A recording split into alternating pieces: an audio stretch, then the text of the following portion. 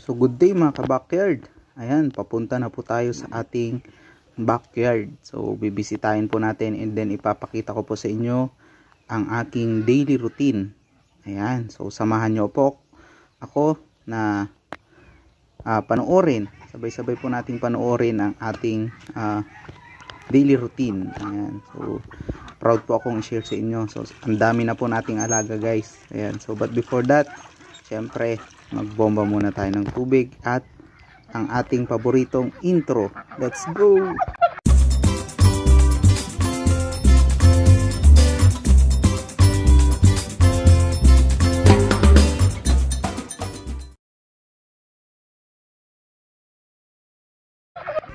Isang mapagpalang araw sa ating mga kabani backyard. Ayan, so i-share ko sa inyo ang ating daily routine na ginagawa dito sa ating backyard. Dito tayo ngayon sa ating mga sisiw. So meron tayo dito guys, ayan, silky. So silky, ayan yung vlog natin before na sinap natin sa rabbit. And then ayun, yung may makulit tayo sa baba, yun ay native po yan guys, sarili natin produce din yan. And then sa tabi naman po ay mga Rhode Island Red, tapos may isang Brahma chicks. Ayan, so meron tayong Brahma chicks dyan guys. So nagpapakain tayo. Ito yung una nating ginagawa pag nandito tayo sa backyard. So nagpapakain tayo, bibigay tayo ng mga vitamins sa ating mga alagang chicks guys. So ito, gustong gusto nila. So ang gamit natin is Bio 2. Bio 2 ang binibigay natin. So magre-refill lang tayo ng inumin nila guys. Umaga at hapon tayo nagre-refill ng inumin. Syempre na dapat kailangan malinis yung inumin nila guys, para iwas po sa syempre pagkakasakit na din ng ating mga alaga. Ayan, so same po sa kabila sa mga pan natin, silky chicken, silky chicks. Ayan, so ito bago-bago pa lang po sa atin, mga ilang araw pa lang po sa atin na tayo ay nag-aalaga ng silky. So maganda daw po kasi silang mag-alaga ng kanilang mga chicks po. So napakaganda na pwede nating gawing breeder guys. So mag-i-incubate tayo gamit ang silky. Ayan guys, so next magre-refill tayo or maglalagay na tayo ng pagkain ng ating mga pabo. Ayan, tsaka pa na din guys yung mga Rhode Island pala, papakainin natin sila. Let's go.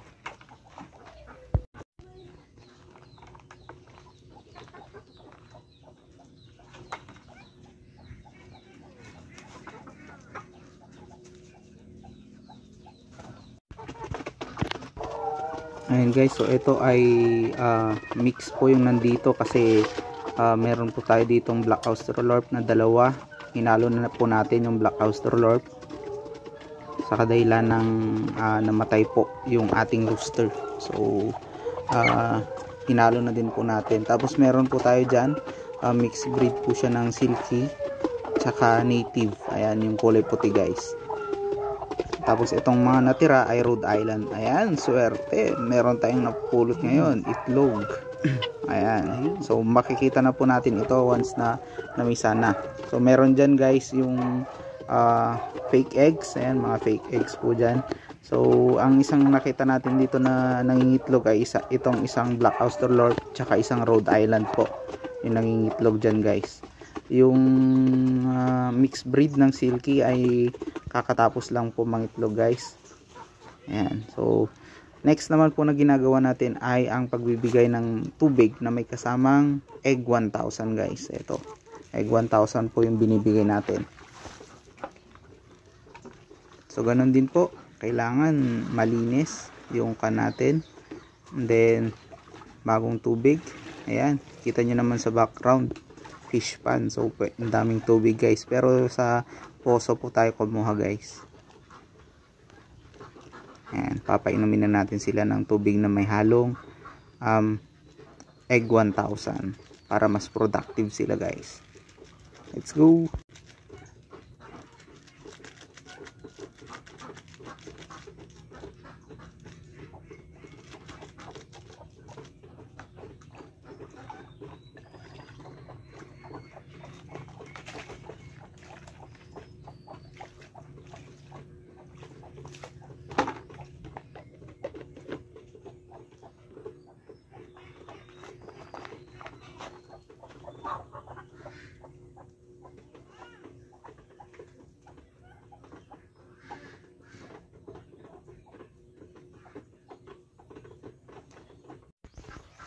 So next naman po na gagawin natin ay ang pagpapakain sa ating mga minamahal na rabbit.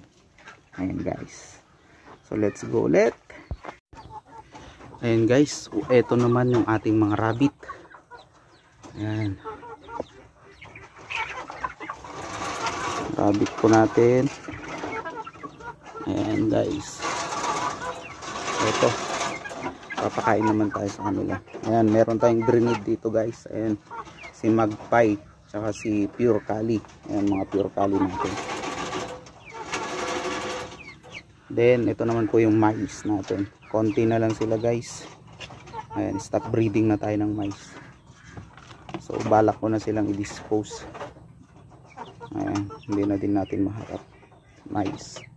Meron pa yung iba dyan guys, nakatago lang. Hanapin natin. Ayan.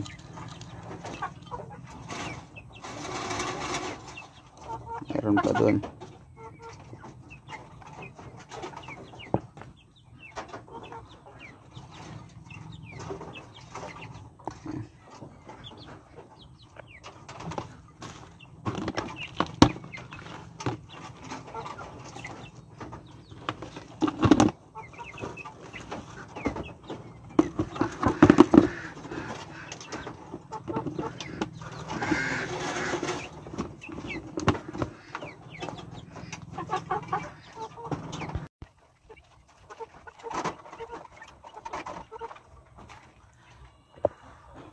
Ayan guys, so may sisiw din tayo dito. Pakita natin sa inyo.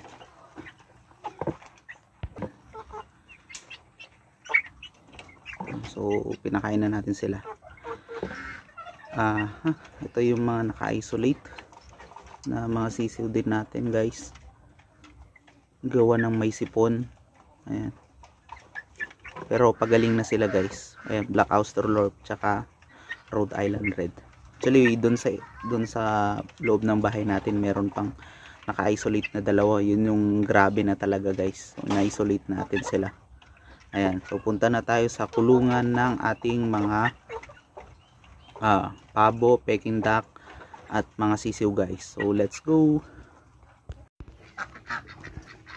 So, ito naman guys. Mag-i-give ulit tayo ng tubig. At naubos na yung tubig kanina. I-give natin. So sa pagpapakain natin guys, all in all ay nakakadalawang i-give tayo. So isa sa ramitan, isang i-give na ganyan po kalaking timba, tapos isa po sa ating mga manok. So kahirapan onte sa pag-i-give dahil mano-mano tayo guys. Syempre siya pa yung matitipid natin kung magpapalagay pa tayo ng tangke dyan. So kaya naman natin, exercise na din natin. Siyempre pwedeng gawin na natin. Ayan. So panoorin nyo muna ako habang nag-i-give.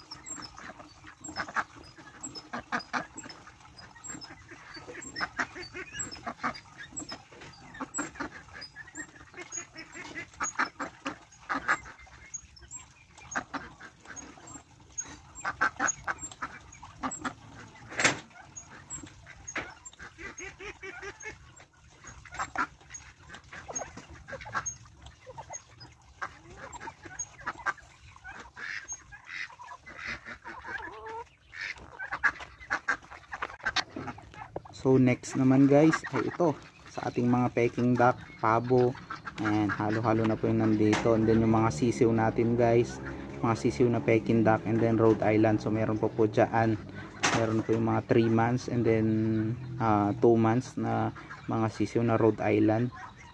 So papakita ko po sa inyo mamaya. So guys, magre-refill tayo ng papakain natin. So mix po ito ng darak. Ayan, darak sa palay. Ayan.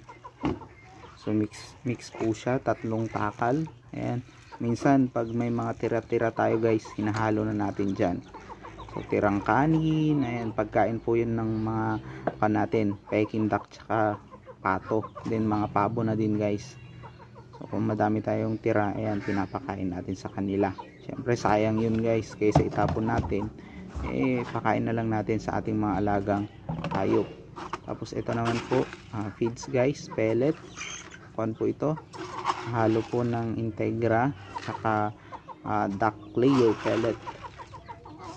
Ayan, 3 takal din guys. And then wet feeding tayo, so ibig sabihin hinahaluan po natin ng tubig. Ayan yung mga alaga natin kanina guys, yung mga inuna nating pinakain, mga sisiw natin.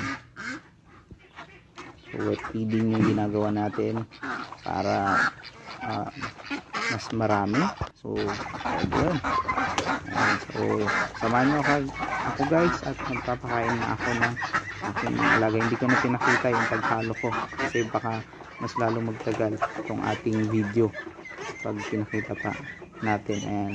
So ang sasaya nila sa pagkain, ganito lang po kasimple ang ginagawa natin guys. And then yung iba dyan, mga native chicken na din natin, nakikisalin din sila sa pagkain.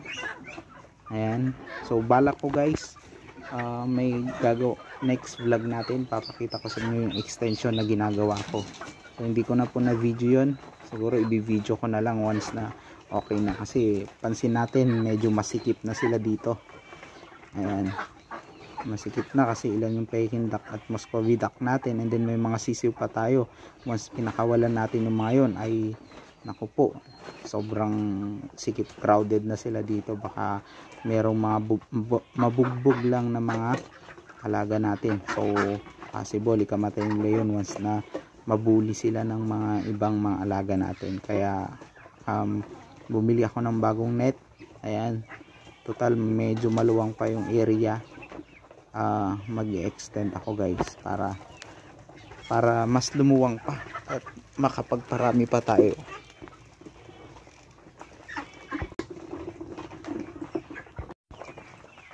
Ayan guys, so tapos na tayo magpakain sa kanila. Ayan, so ayan yung pabo natin, Peking duck, pato. Tapos meron pa tayo dito, ayan, mga sisi na Peking duck yan guys, 3. And then eto, sa mga nanonood ng vlog natin, alam nyo to guys. Ayan, mga pugo. So may itlog dun guys. Ayun, hindi ko alam kung kita nyo, may itlog po dun sa dulo. Isa. Ayun, balak na natin i-dispose din to guys, kasi parang nahirapan na din tayo dito. Siya pa yung pinapakain kasi natin. So ulamin natin yan guys. And then eto din, meron tayo dito, Rhode Island. Mga kawawa kasi yung kwan dito guys, yung rooster. Ayan, kaya hiniwalay natin. Tapos may isang natira dun sa palaki natin na Rhode Island before. Tapos ayan, may kwan, hindi ko alam kung anong tawag dyan, cobra kasi tawag namin dyan guys. Hindi yung cobrang ahas ha, yan ay manok. Ayan. Tapos ito, mga sisiw natin na Rhode Island tsaka Black Australorp. Tapos merong isang sisiw na native cross sa pan guys. Ayan, papakainin natin itong mga to. Ayan, lumabas na yung isa. Papakainin natin yan guys. Hindi pa natin sila napakain kasama ng mga to. Ayan. Putik guys, pasensya na. Ayan, so mga Rhode Island. Tapos sa kabila meron pa ito, Peking duck guys, saka may halong ibig na isa. Ayan guys, papakainin na natin sila. Let's go.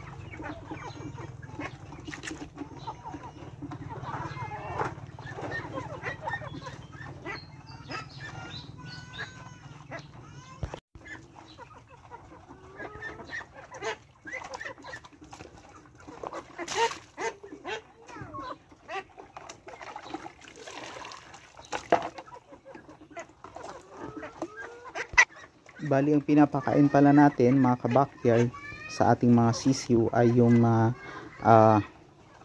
para dun sa mga sisiw na Peking duck ay kwan po, Bayo 2. Ayan. Tapos yung mga may malalaki na ay mix po siya ng Bayo 2 at saka GMP3. So mix po siya. Once na nakapag-kwan na po ulit tayo, so nakapag-transition na tayo, ay pure na tayo na GMP3. Hahaluan na lang natin ng ibang mga alternative na pakain. So kaya po pinaparami natin yung ating asola guys, para just in case, no. Laking tulong din at laking tipid ng pagpapakain ng asola sa ating mga alaga.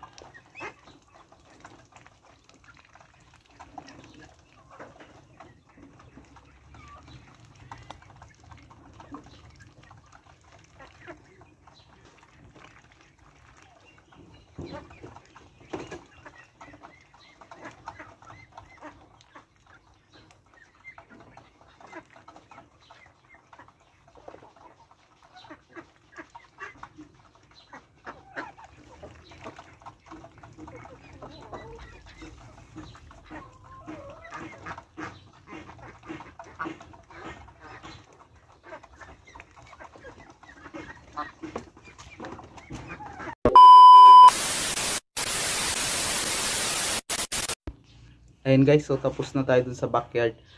Dito naman tayo sa bahay. So meron pa tayong mga sisiw, hamster, superworm, beetle, mga itlog, ano pa. So mga sisiw na Peking duck.